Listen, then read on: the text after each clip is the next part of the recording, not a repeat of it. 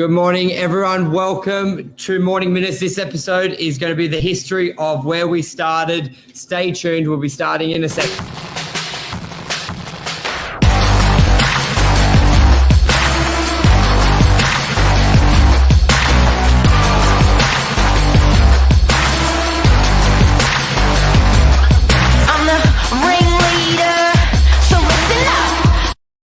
I love that. Episode 300 of Morning Minutes with myself, Michael Bergio, and Mark Novak. Mark, good morning. Good morning, buddy. Hi, everyone. 300. 300. How can we talk about anything but 300 on 300? I know. I got to say, I love the intro. It just pumped you up. That was loud. Speakers were loud.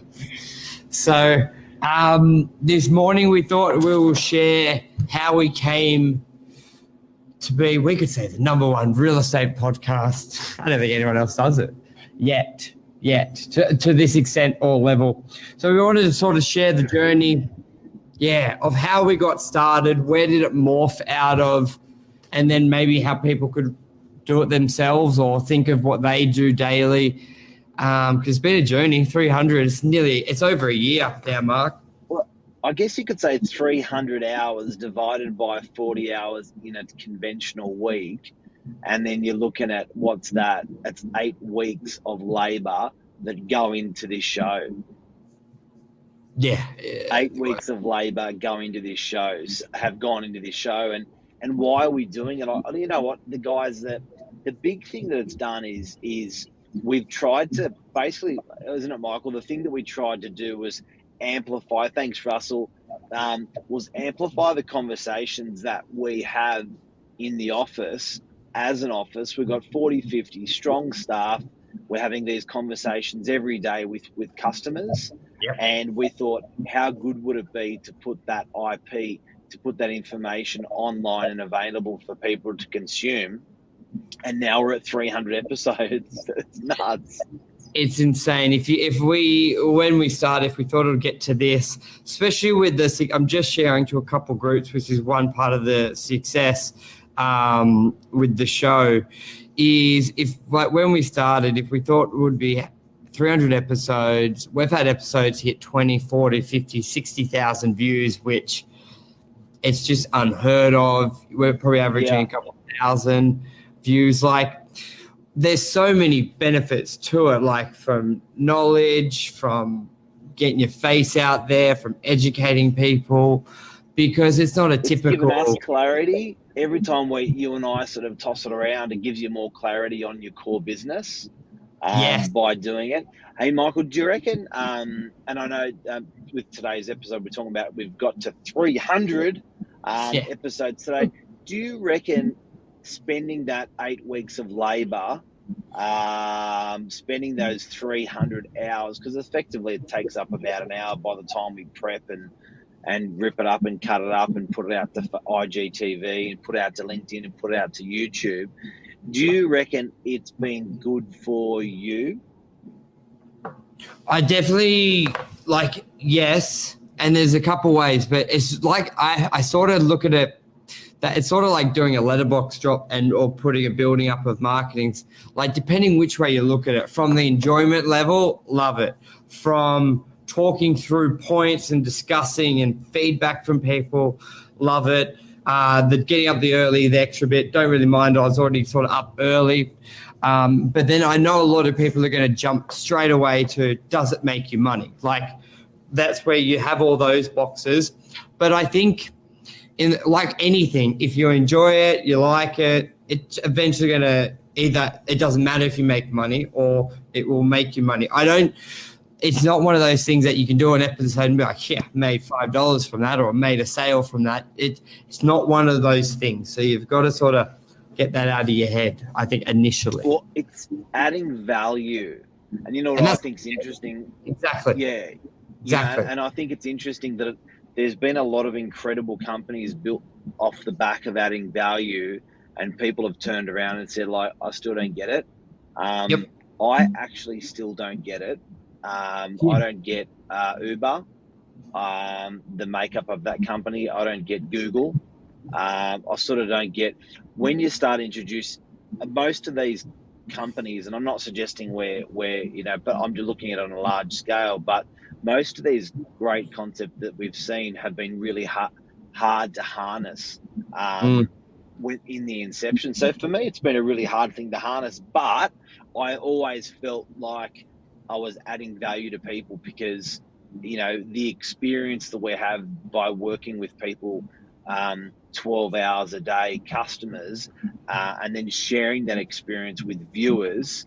That's, after so many, if you look at it consolidated, how much experience, I have together over 30 years experience, plus all Yep. the IP from the office, it's like, how can you not be bloody adding value to people out there? How can this not be, working for people? Exactly. And so I'll give you sort of maybe my view of how this started and then sort of the journey. And then obviously people can take away from it what they want, need, and can, and see what they can do. Lovely, my daily fix, you guys. Thank Michelle, just a comment. Yeah, love my daily fix. You guys are so quick to share. You're always busy, but the time to reply to fellow agents are rare. Thank you. And I think that's been huge as well. The relationship we've built with agents, the barriers we've pulled down of a dog eat dog world. Like I know Lisa is a machine with talking with agents, sharing value, especially through the Tom Panos real estate gym. Like I really think we're getting a better community of agents. So where did it start? This would have been where it started was as Mark, your drive to work is about 50 minutes, just under an hour each day in the morning. Yes. And it started probably from me being selfish, really. Like Mark and I work closely on a lot of deals, but as much as I could absorb from Mark, I wanted to. But during the day, everyone has meetings. If you say we're going to do an hour at lunchtime, it never happens. Like you've always got to get it at a perfect time. And I was able to, what I started doing then was calling Mark when he was leaving home on the way to work. And we would just talk through deal, talk about what's going on. And obviously Mark was kind enough because he would normally be doing his calls during that time. But we would, especially calling with the clients, calling different crew members. Yeah. So, but we did a lot of deals together. I was wanting to learn, and it was the best time I could get like an hour uninterrupted of Mark's attention. And then it was sort of a one-off, and then you start doing every second day, third day, daily.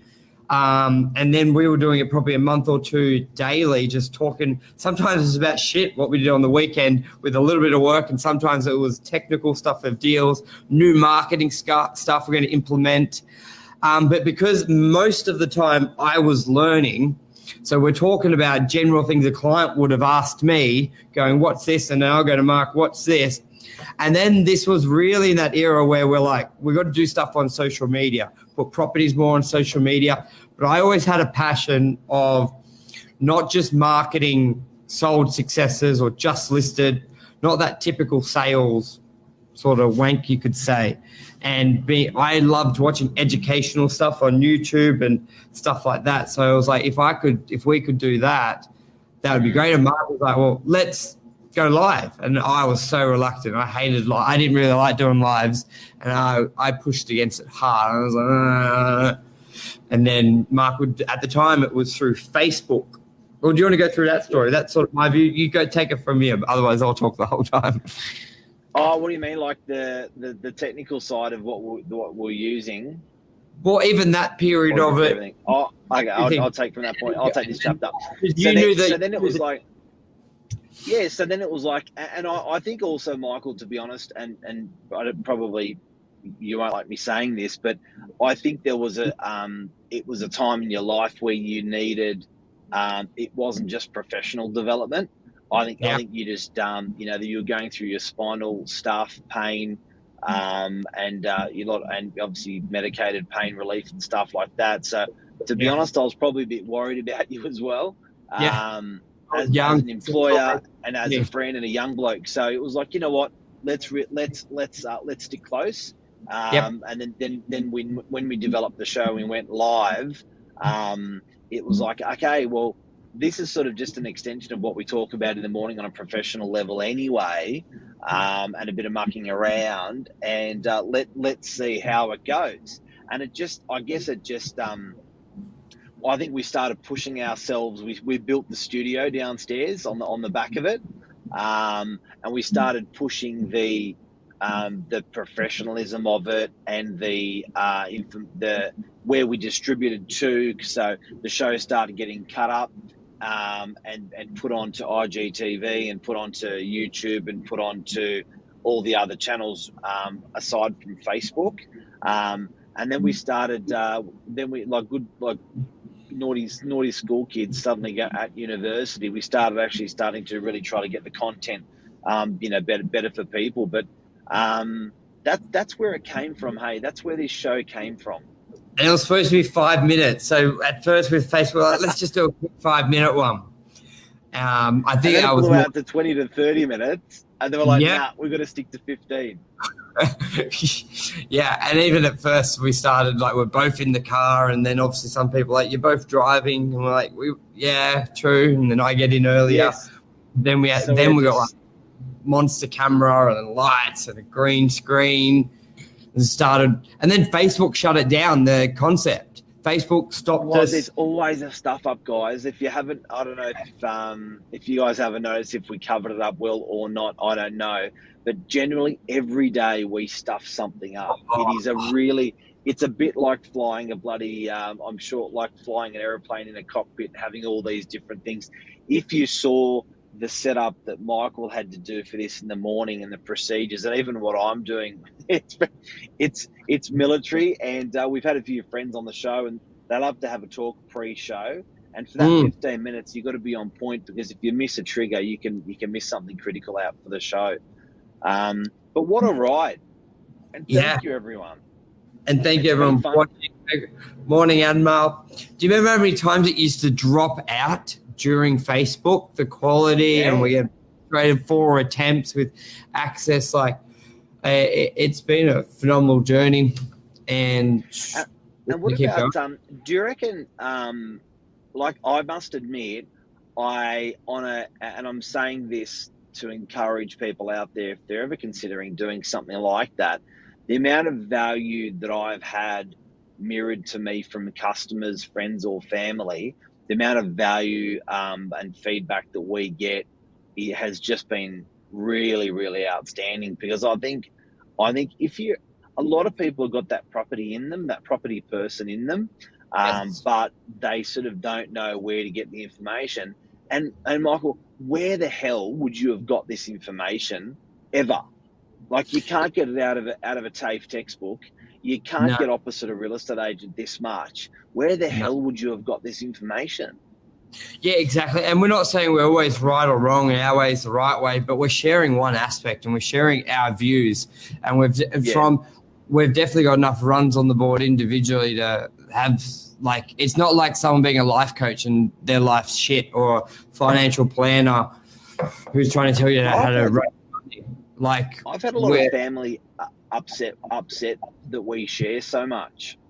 Family and friends, they're like, why would you tell people how to do what you're doing in terms of negotiation and strategy and social media and all those aspects? Why would you share?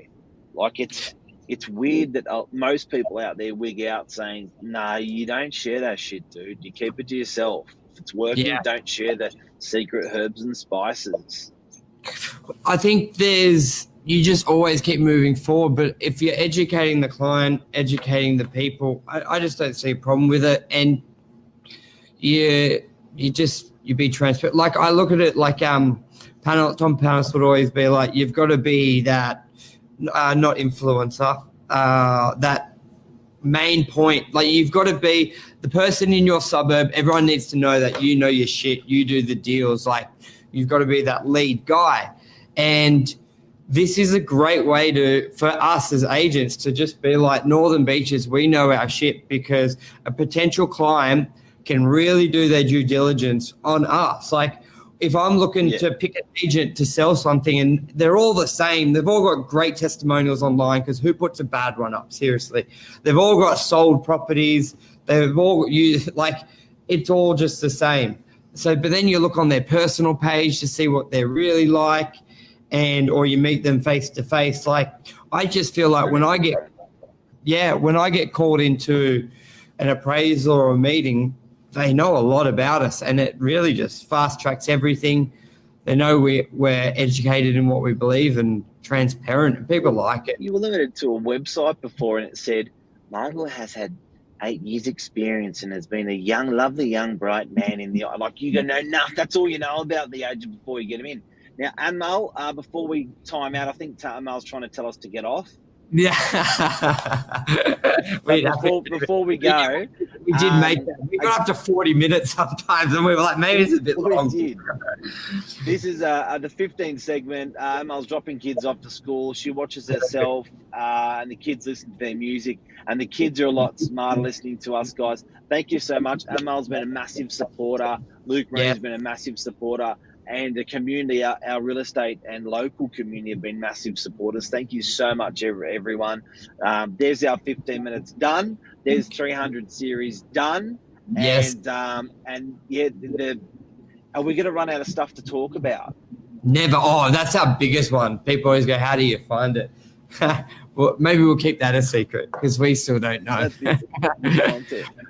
All righty. Thank you. You've committed to it. We've even had a few harsh conversations between each other about missing the show. Yeah, I had it, especially when it was medical. I always had a good excuse, but you've got to. It's consistent to anything, just like the gym. So. And Lee Woodward turned around to us and said, "Would a news anchor, if you're a pro, are you a pro? Well, like, we're pros. Okay." Well, a news anchor is a pro. They would never miss their commitment. So we're okay, we can't miss this. We didn't take it serious until Lee Woodward, one of the nailed top us. Industry, just goes, "You guys are pros," and we're like, "No, we're just having a bit of fun. If we miss it, we fuck." Like, yeah, he's like, nah. The audience you've got, the rip, like, he's just like, "Nah, you're there." He goes. He told a story of Christian. One of his guys was sick or something happened, and 1,000 people paid $300 a ticket to listen to him talk. You fucking get up there and talk.